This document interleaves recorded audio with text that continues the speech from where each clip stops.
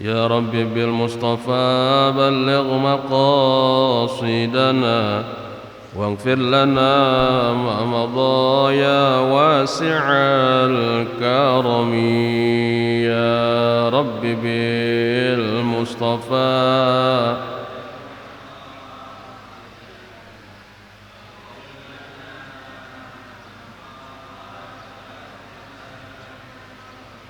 لم يحتلم قط طه مطلقا أبدا وما تثاءب أصلا في مدى الزمن.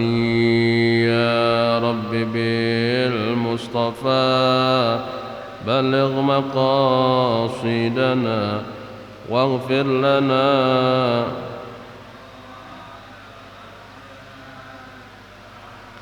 منه الدواب فلم تهرب وما وقعت ذبابة أبدا في جسمه الحسن. يا رب بالمصطفى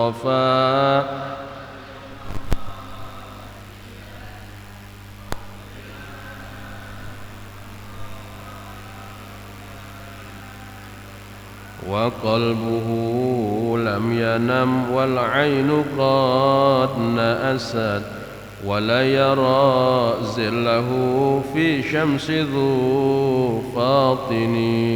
يا رب بالمصطفى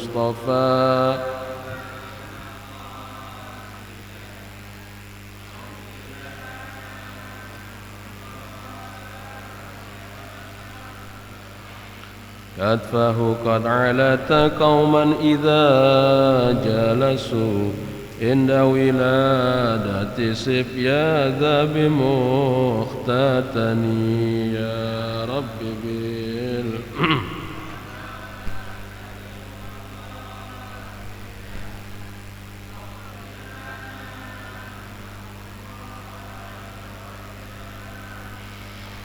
اللهم صل وسلم وبارك عليه. الفاتحة بنية الفتوح والمنوح والرسوخ وتوبة النصوح وصلاح الجسد والروح وإلى حضرة النبي محمد صلى الله عليه وسلم. الفاتحة. أعوذ بالله من الشيطان الرجيم. بسم الله الرحمن الرحيم. الحمد لله رب العالمين الرحمن الرحيم مالك يوم الدين إياك نعبد وإياك نستعين اهدنا الصراط المستقيم صراط الذين أنعمت عليهم غير المغضوب عليهم ولا الضالين آمين. الحمد لله بنعمته المتواترة ومننه المتكاثرة والصلاة والسلام على سيدنا محمد سيد أهل الدنيا والآخرة وعلى آله وصحبه من الأنصار والمهاجرة. أما بعد. قالوا سبحانك لا علم لنا إلا ما علمتنا إنك أنت العليم الحكيم. رب اشرح لي صدري ويسر لي أمري واحلل عقدة من لساني يفقه قولي وسدد به لساني واهدي قلبي بحق سيدنا محمد واهدي قلوبنا برحمتك يا أرحم الراحمين. Para mu'alimin, para asatidzah, para ujad, jamaah Masjid Jami' Al-Murtada rahimani wa rahimakumullah. Syukur, alhamdulillah kita panjatkan kehadirat Allah Subhanahu wa taala. Hari ini kita dapat bertemu kembali di Masjid Al-Murtada dalam rangka pengajian rutin mingguan. Setelah kita melaksanakan kewajiban kita salat subuh berjamaah, mudah-mudahan langkah kaki kita senantiasa diberkahi oleh Allah Subhanahu wa taala, diangkat segala macam bala musibah olehnya. Selalu kita bermohon kepadanya agar keluarga kita dijadikan keluarga yang sakinah, mawaddah, warahmah. Anak-anak kita dijadikan anak yang benar, saleh dan salihah, dan yang paling utama bila kita nanti mati meninggalkan dunia ini membawa iman, husnul khatimah. Amin ya rabbal alamin. Alhamdulillah, kita buka lagi kitab Nasaihul Ibad, yaitu nasihat-nasihat untuk kita bersama agar kita punya kesetiaan kepada Allah Subhanahu wa taala, Tuhan Rabbul Izzati, Allah Subhanahu wa taala yang menciptakan kita agar kita mengenal Allah Subhanahu wa taala. Selalu saya ulang-ulang bahwasanya di kitab Nashahul Ibad ini kajian yang ditekankan adalah kajian tasawuf, di mana tasawuf itu kita bersama-sama ngebenerin akhlak kita. Kalau fikih ngebenerin ibadah kita. Kalau ilmu shorof ngebenerin bacaan. Kalau tajwid ngebenerin baca Al-Quran juga. Nah, ilmu mantik ngebenerin cara kita berfikir. Ilmu tauhid ngebenerin akidah kalau tauhid. Nah, di kitab Nashahul Ibad ini adalah banyakan tasawuf, isinya itu gimana cara ngebenerin akhlak kita kepada Allah Subhanahu wa taala. Karena itu sampailah kita kepada maqalah yang ke-36. Tapi sebelumnya kita sambung pada kajian sebelumnya tentang pokok daripada zuhud. Kita kan sering dengar ada orang kalau meninggal dunia gitu. Kayak kemarin ada Kiai Taufik Rahmat, Kiai Kuningan, dia mursyid Torekoh Samaniyah, semalam 7 hariin di Kuningan. Ada yang hadir malam jemaah tuh. Saya ketemu, mana deh dia. Nah, waktu tasyhid dikatakan bahwa almarhum ini masya Allah semasa hidupnya adalah orang yang zuhud gitu. Almarhum semasa hidupnya orang yang waro. Almarhum semasa hidupnya orang yang mukhlis gitu. Jadi ada pernyataan kalimat semasa hidupnya orang yang zuhud, orang yang waro, orang yang mukhlis. Nah, itu kalimat zuhud, waro, mukhlis enggak semuanya orang ngerti. Ibu ya? Apa itu zuhud Ustadz? Apa itu waro? Kalau mukhlis kita mungkin sering dengar adalah orang yang tulus. Kalau dikatakan semasa hidupnya orang yang zuhud banget, apa sih itu zuhud? Zuhud itu kemarin kita sudah bicarakan bahwasanya zuhud itu adalah tarkuz zina, tarkul hawa, tarkud dunia. Itu definisi zuhud. Dal. Jadi orang zuhud itu orang yang sederhana. Tapi ada satu pendapat bahwasanya zuhud itu artinya adalah al-ijtinabu anil maharim. Aslul zuhdi itu adalah menjauhkan sesuatu yang haram. Itu zuhud. Baik kecil ataupun besar. Itu namanya zuhud. Walaupun kita itu kelihatannya orang kaya, turun naik mobil gitu. Terus penampilannya juga bagus dan jauh dari perbuatan dosa kecil dan besar, itu bisa dikatakan zuhud.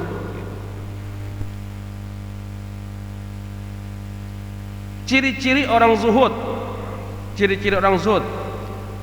itu adalah waro. Itu dia, ciri-ciri orang zuhud adalah waro. Nah, apa itu waro?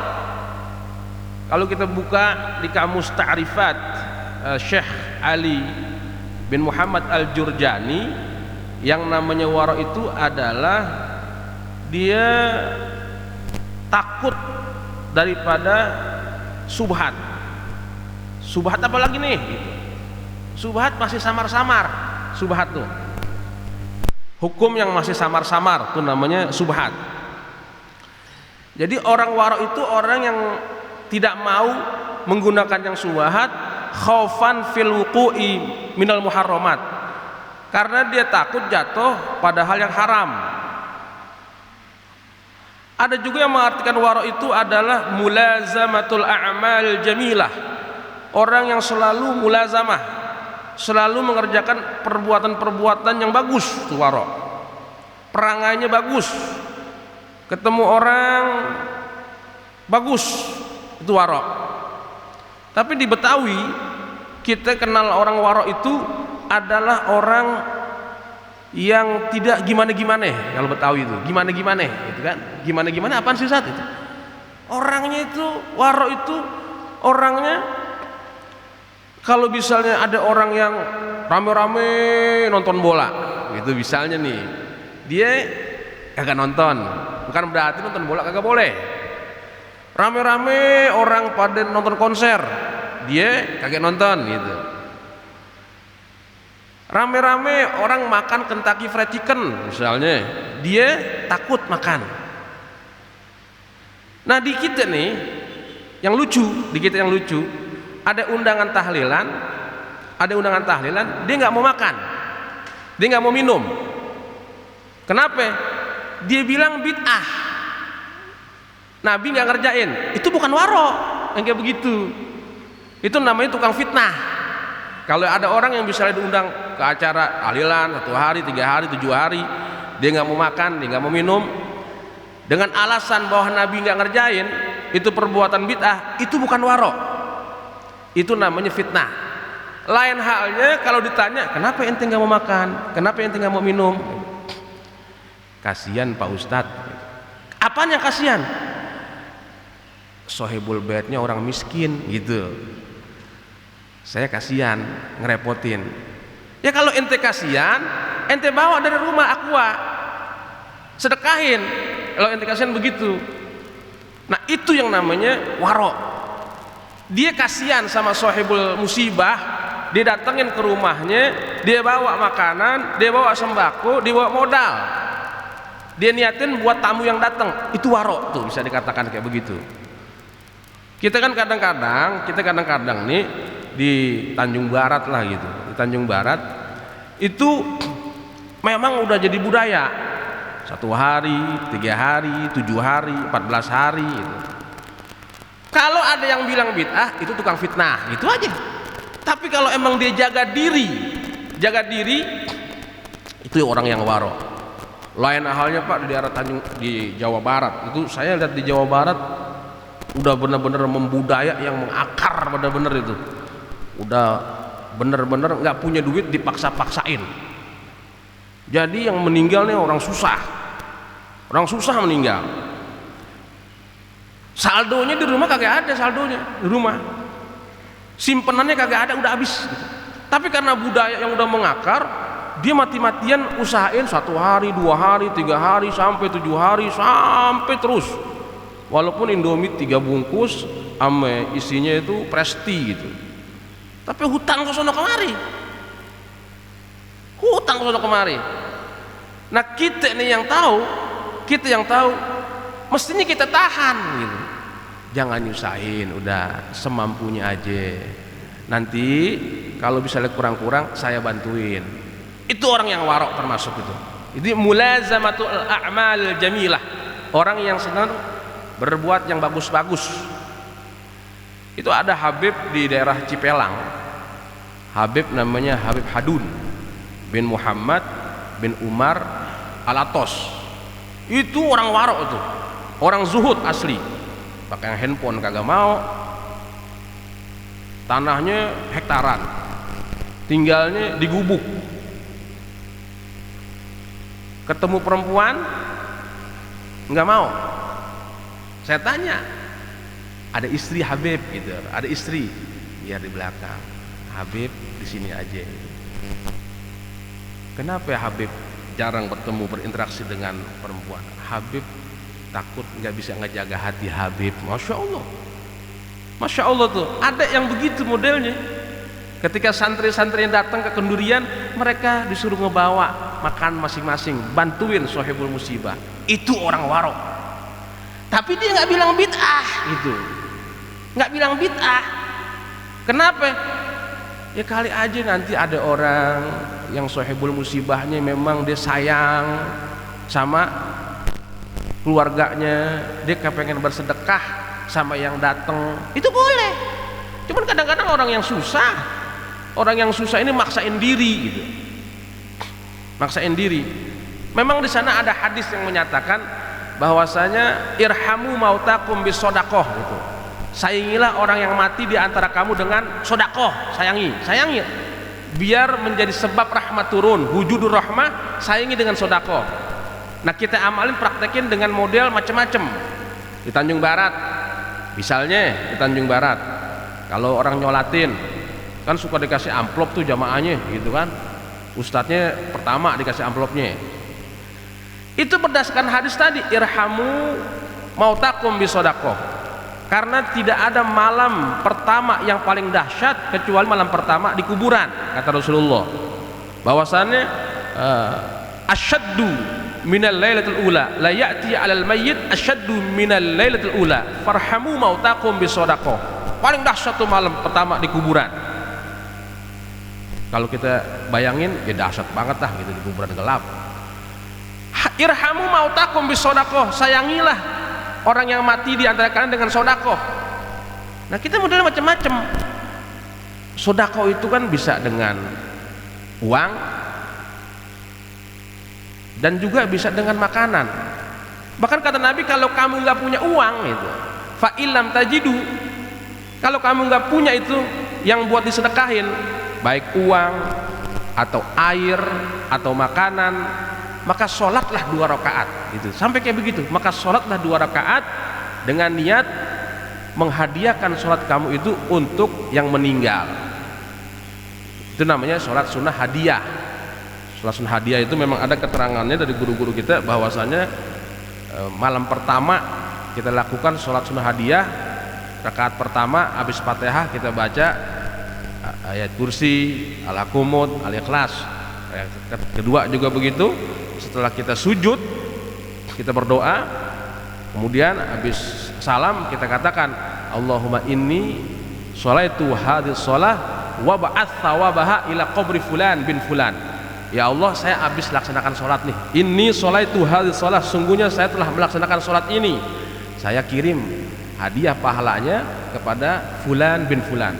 Itu kan hadisnya, maka Allah kirimkan 1000 cahaya ke kuburan yang dikirimi, dan bagi yang melaksanakan sholatnya, bagi dia kebaikan sejumlah matahari yang menyinari bumi, begitu.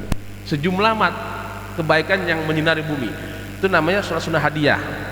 Tapi sebelumnya Nabi katakan, irhamu mautakum bisodakoh. Masa kita nggak bisa melaksanakan sodakoh? Nah, dipraktekanlah dengan cara bagi-bagi duit ke jamaah.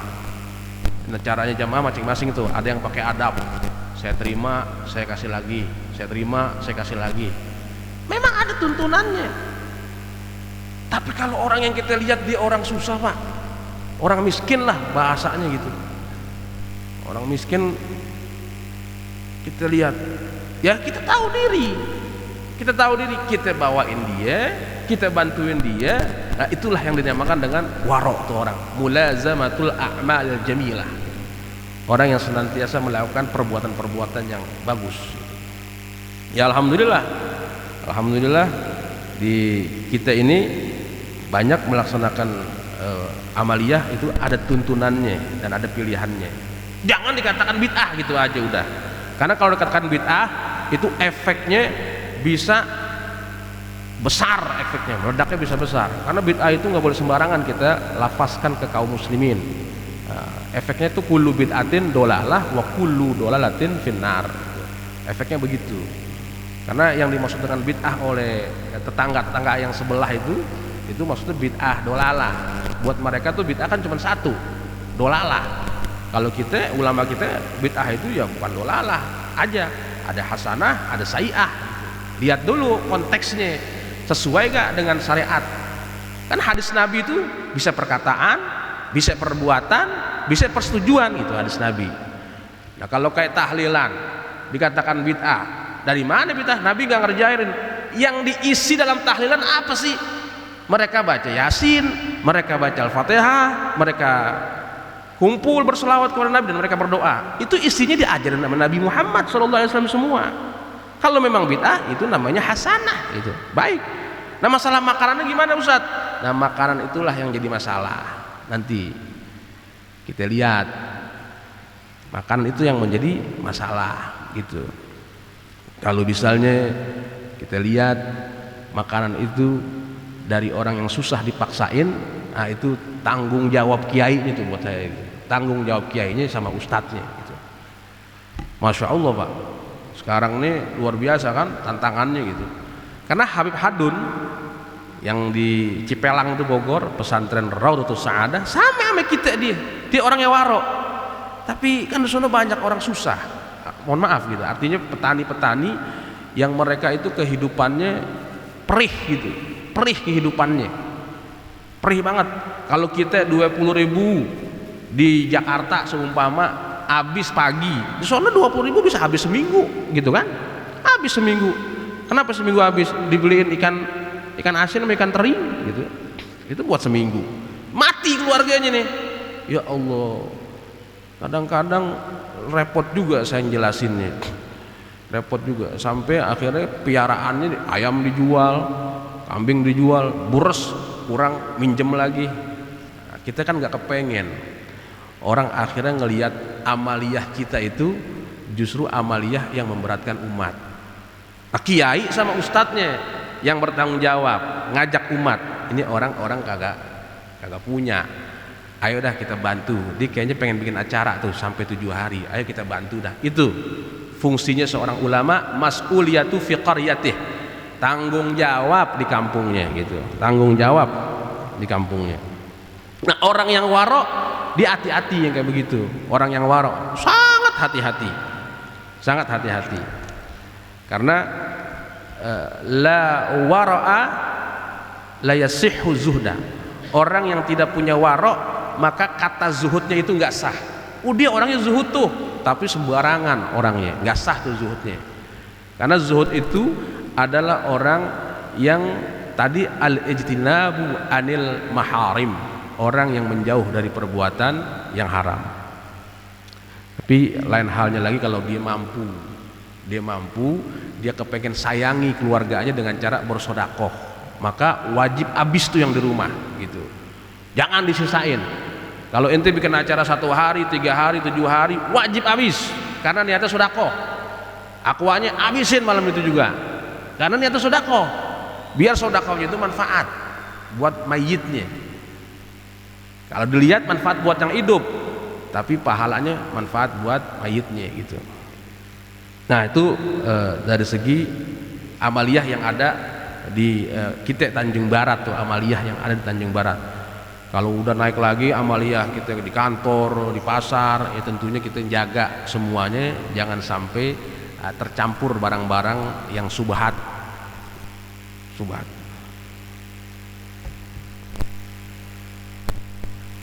Kemudian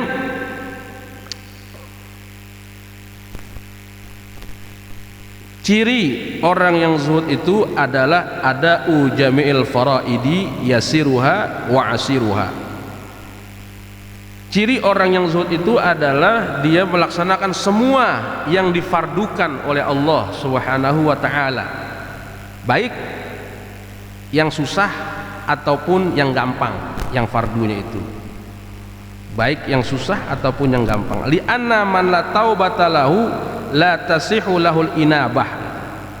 Karena orang yang tidak taubat maka kata inabahnya nggak sah. Nah itu kalimat-kalimat dalam literasi keagamaan kita itu begitu Pak, ada taubah, ada inabah gitu, ada taubah, inabah, padahal kan maknanya dia juga, taubat ya kembali, inabah ya kembali gitu. Orang nggak bisa dikatakan taubat kalau dia nggak inabah gitu. Kita kadang-kadang bingung apa sih ini maksudnya gitu. Apa? Karena kita beragama itu yang gampang-gampang. Kalau hati itu punya perjalanan, namanya perjalanan ruhiyah tuh hati. Kan manusia itu kata Luqman Hakim 3 manusia itu 3. An-nasu salasah, as-sulas dibagi sepertiga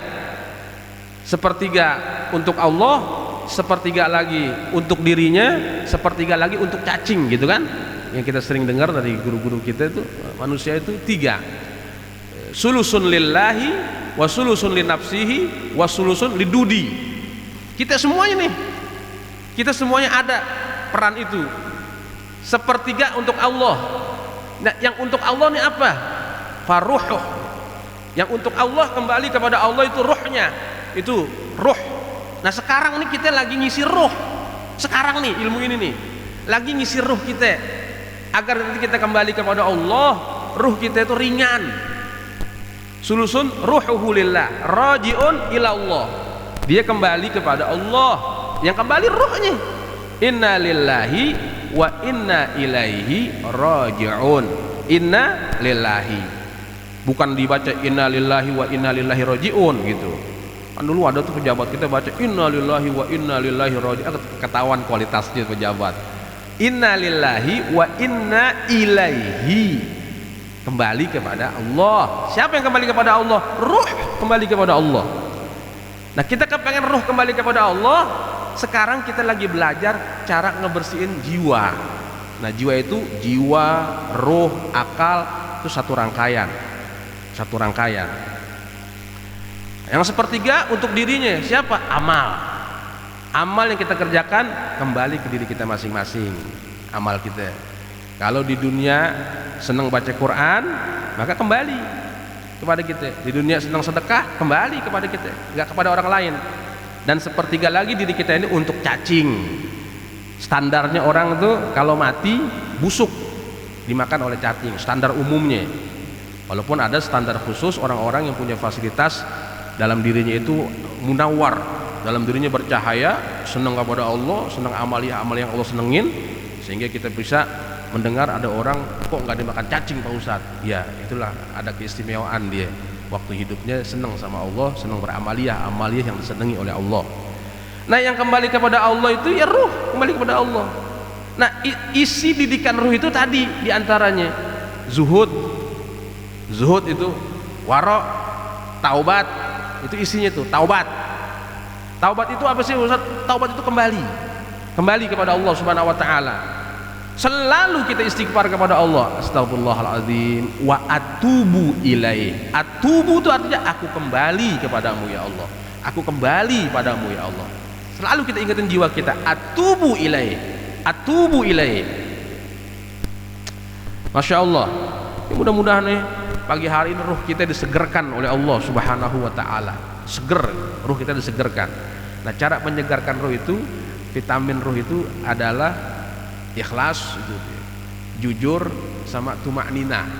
Menyegarkan ruh itu ikhlas, jujur dan tumaknina. Adanya di mana? Di agama. Adanya di agama. Din bahasa Arabnya. Din itu artinya aturan sebenarnya, sama dengan din.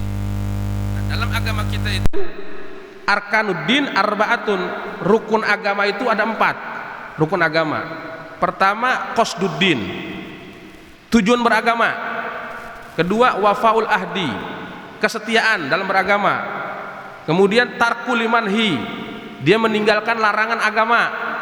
Dan yang keempat jazmuh, akidahnya agama ente apa. Nah kita nih qasduddin ini tujuan beragama kita apaan? Tujuan beragama kita di dalamnya ada an-niyatu wal ibadah. Ada niat dan ibadah. Niat ibadah itu agama itu ada tujuannya, itu punya niat dalam beribadah. Nah ada wafaul ahdi. Wafaul ahdi itu kesetiaan dalam perjanjian. Apa wafaul ahdi isinya dalam beragama? Adaul faraidi, melaksanakan yang fardu-fardu.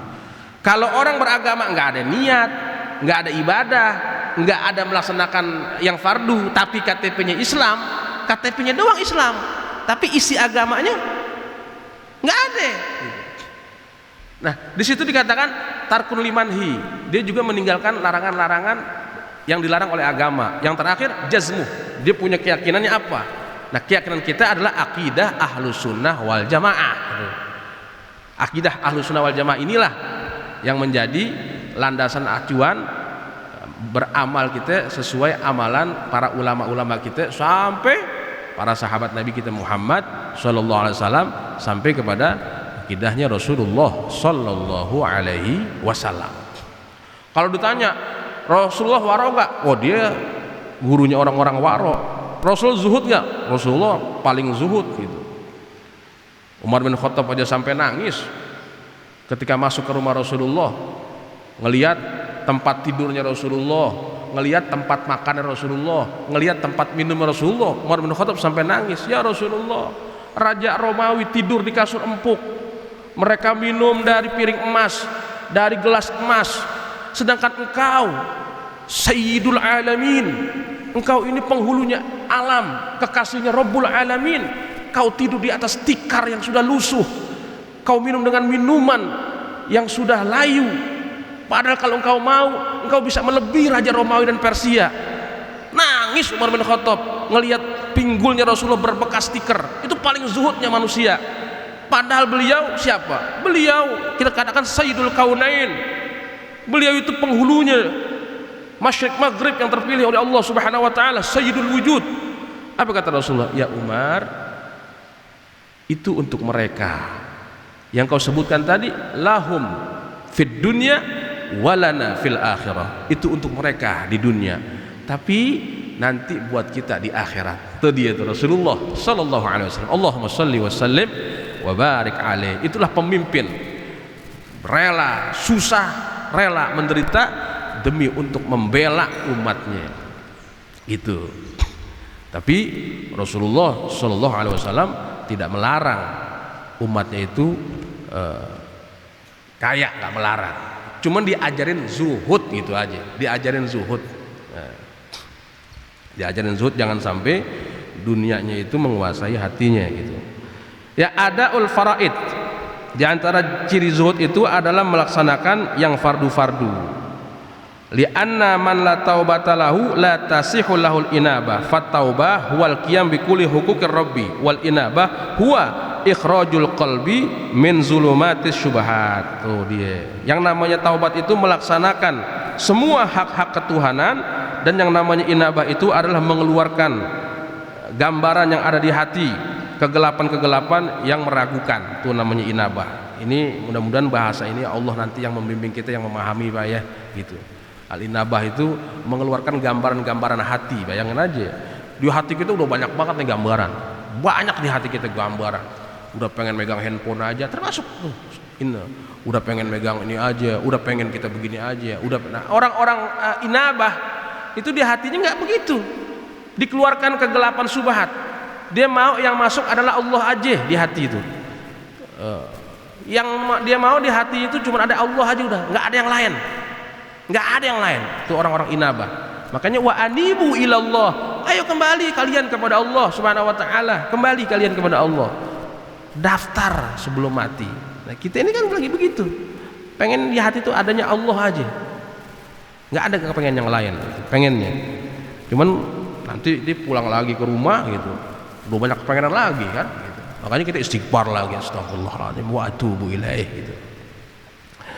Kemudian ciri orang yang zuhud itu, nah ini dia ciri orang yang zuhud itu adalah tarkud dunya ala ahliha qaliluha wa kasiruha. Ciri orang zuhud itu adalah meninggalkan dunia, meninggalkan dunia, dan meninggalkan juga orang-orang yang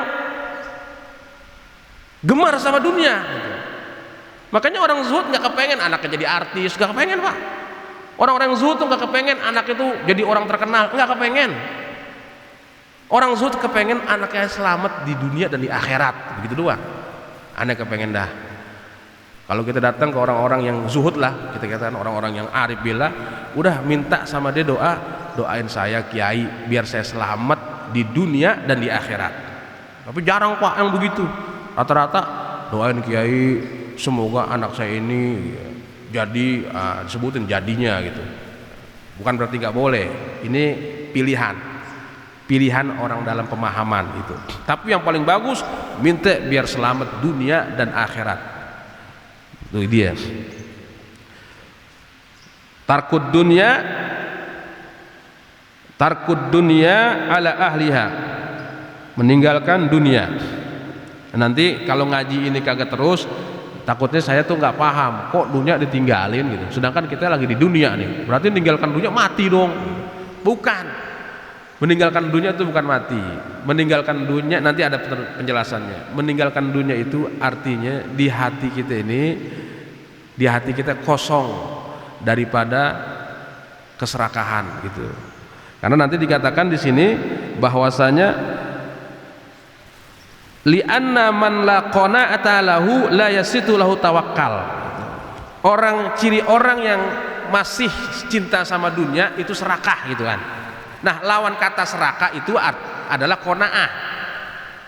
Kalau kita di Betawi bilang serakah apaan, Bu? Maruk gitu. Maruk banget loh gitu kan. So, maruk loh. Nah, orang-orang yang benar-benar meninggalkan dunia, di hatinya ada sifat qanaah gitu.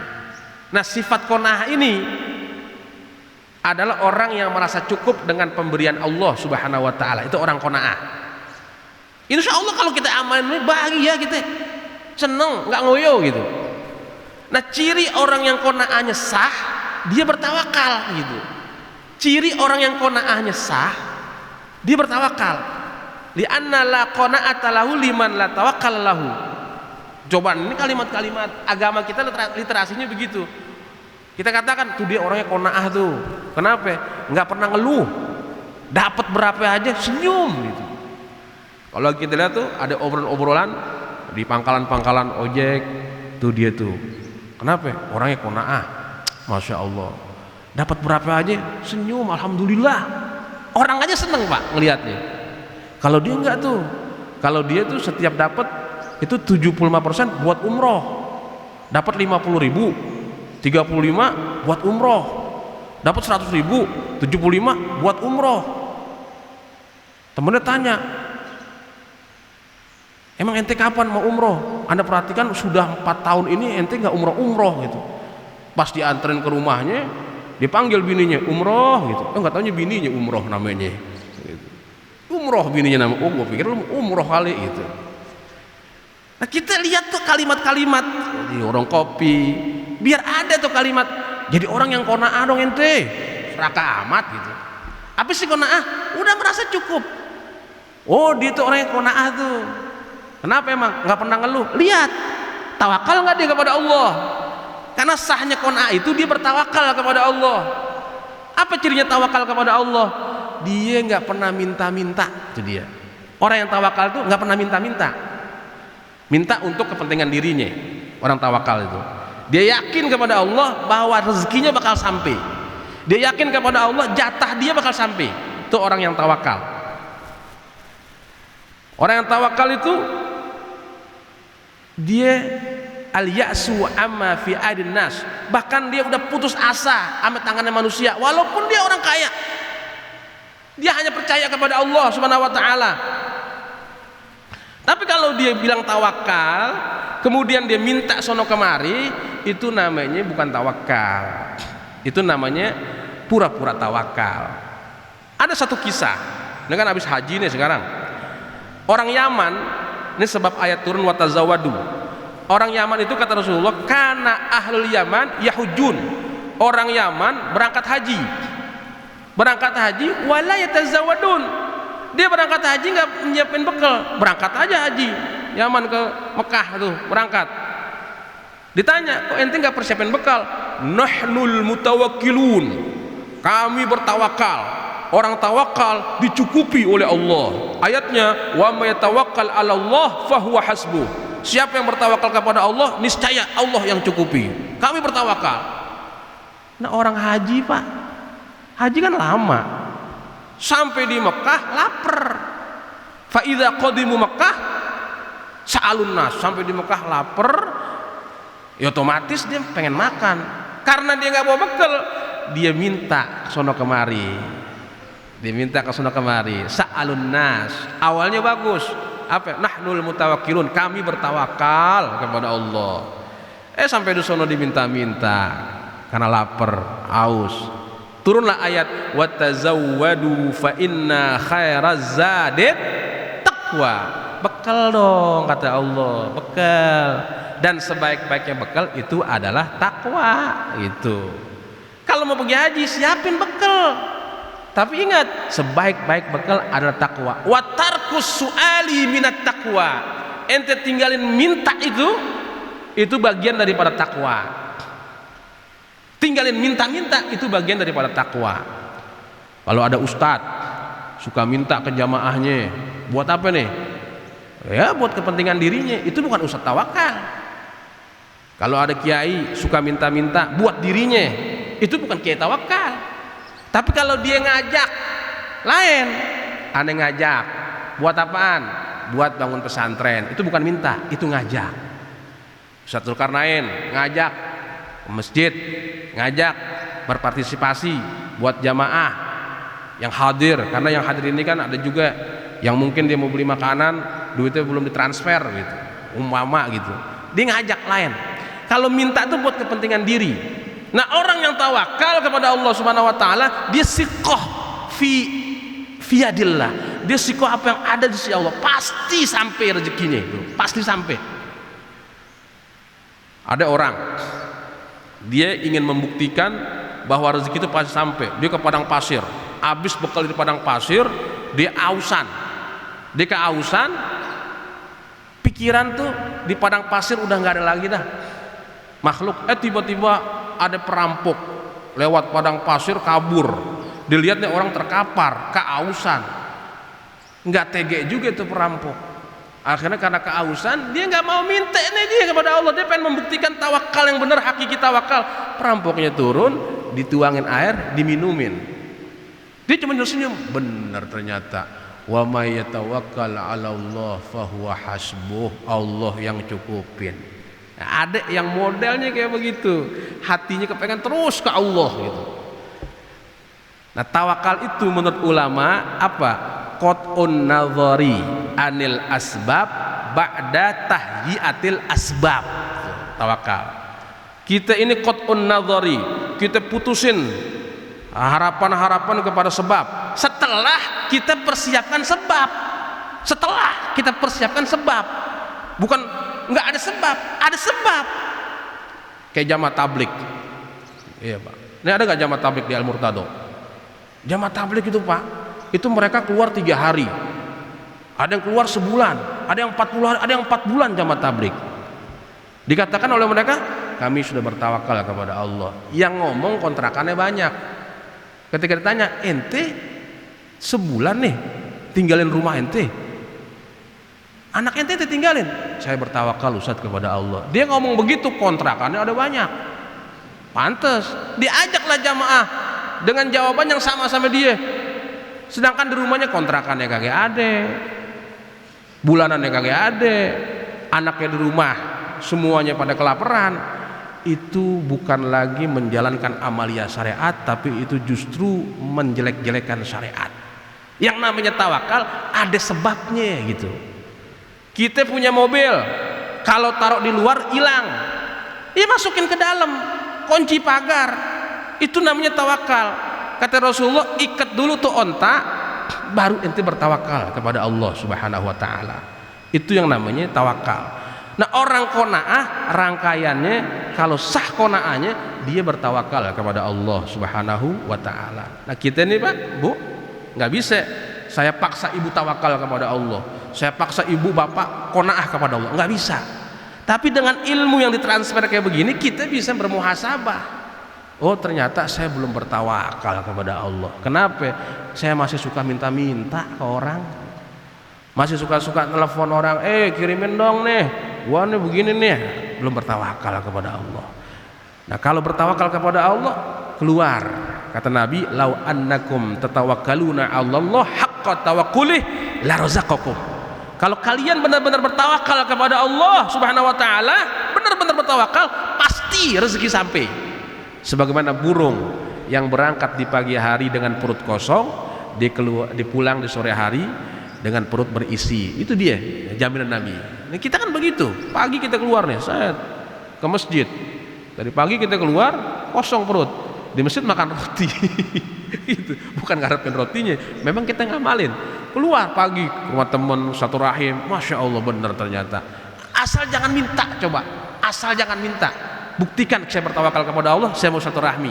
Bismillah, tawakkaltu 'ala Allah, la haula wala quwata illa billah. Gitu. Tapi kalau udah mampir ke rumah temen, dia kagak ada kopi apa nih? Ah, batal tawakalnya tuh. Gitu Betawi begitu tuh kadang-kadang. Dia kagak ada kopi apa nih? Nah, tawakalnya batal, walaupun bercanda gitu. Batal tawakalnya. Tapi kalau bertawakal kepada Allah, kita ngertek sedikitnya di hati. Pengen kopi. Gak ada tuh. Iya, Ustaz Ahmad ya. Kadang-kadang pengen aja itu diadakan sama Allah Subhanahu wa taala. Kalau udah latihan kayak begitu. Tapi memang di kita ya memang suka bercanda kayak begitu kan. Keluarin dah semuanya dah, apa yang ada kayak gitu, keluarin dah gitu. Kalau ngaji tasawuf itu akhlak, bener-bener itu akhlak ya, ngelatih hati bertawakal kepada Allah, bergaul sampai ke rumah temen kita tahan candaan itu dalam rangka untuk mendidik hati gitu. Kalau ada yang bercanda kayak gitu, maklumin, berarti dia belum daftar untuk mendidik hatinya gitu. Itu sahnya orang yang qanaah adalah dia bertawakal kepada Allah Subhanahu wa taala. Terus tidak sah tawakal kalau tidak taslim. Nah, ini lagi nih. Tidak sah tawakal kalau tidak taslim. Repot lagi kita maksudnya apa nih, gitu kan? Tidak sah bertawakal kalau tidak taslim. Tawakal itu masih mempersiapkan sebab. Kalau tawakal, kalau taslim udah nggak ada sebab. Taslim itu dia udah nggak ada sebab. Kenapa? Karena dia udah punya orang-orang yang memaklumi dia. Kayak saya nih contohnya begini, air minum yang ada di depan, saya taslim kepada Allah, saya pasrah kepada Allah. Ada ternyata diadakan oleh Allah Subhanahu wa taala air itu. Guru-guru yang di pesantren, mereka yang sudah punya santrinya banyak, mereka taslim kepada Allah udah nggak mikirin berasnya, udah nggak mikirin makan pagi, siang dan sorenya, udah nggak mikirin itu semua, udah taslim li amrillah kepada urusan Allah Subhanahu wa taala. Untuk sampai ke taslim ini masya Allah memang perjalanan agak panjang. Makanya di antara doanya para wali itu, Rabbana aslamna ilaika fa innaka tuhibbul muslimin. Ya Allah ya Tuhan kami aslam, pasrah kepada kamu, taslim kepada kamu. Engkau senang kepada orang-orang yang taslim. Nanti yang paling tinggi, Allahumma inni ufawwidul amra ilaik. Ya Allah, saya serahkan urusan kepada kamu semua. Engkau senang kepada orang-orang yang menyerahkan urusan kepadamu. Ya Bu, paham gak Bu? Insya Allah paham. Jadi tawakal, taslim, tafwid, rangkaiannya qanaah, inabah, taubat, zuhud. Kayak tasbih itu Pak. Tasbih yang dipakai para ulama kita kan sebenarnya ada rangkaian artinya itu. Di dalam satunya walaupun kita baca misalnya selawat, itu ada zuhudnya, itu ada taubatnya, itu ada inabahnya, itu ada qanaahnya, itu ada tawakalnya. Makanya saya berulang-ulang saya katakan, bagi kita yang senang berzikir kepada Allah harus dengan ijazah guru gitu. Jangan sampai kita ambil di buku gitu. Seperti itu.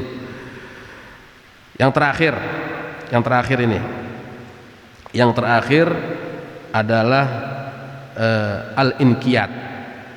Al-inqiyad itu sama dengan taslim, al-inqiyad. Bahwa hati tidak lagi terkait oleh apapun kecuali terkait kepada perintah-perintah Allah. Kita habis sholat Johor, yang kita tungguin sholat apaan? Asar. Habis sholat asar, yang kita tungguin sholat maghrib. Habis sholat maghrib, yang kita tungguin sholat isya. Itu hati ke situ. Jadi hati itu dididik sama Allah. Kita itu nungguin waktu sholat. Jadi hidup kita nungguin waktu sholat berikutnya. Itu udah enak banget. Tapi kalau di hati kita, ya udah asar aja lagi, itu lain lagi tuh. Baru tadi gue sholat Johor, berarti belum sampai inqiyad. Nah, kalau orang udah alhamdulillahnya tulus masuk waktu asar, itu berarti dia inqiyad, hatinya udah taslim. Jadi hidupnya menunggu perintah Allah berikutnya. Wallahu a'lam bissawab. Al-Fatihah. A'udzu billahi minasyaitonir rajim. Bismillahirrahmanirrahim. Alhamdulillahi rabbil alamin arrahmanir rahim maliki yaumiddin. Iyyaka na'budu wa iyyaka nasta'in. Ihdinas siratal mustaqim. Siratal ladzina an'amta 'alaihim ghairil maghdubi 'alaihim waladdallin. Amin.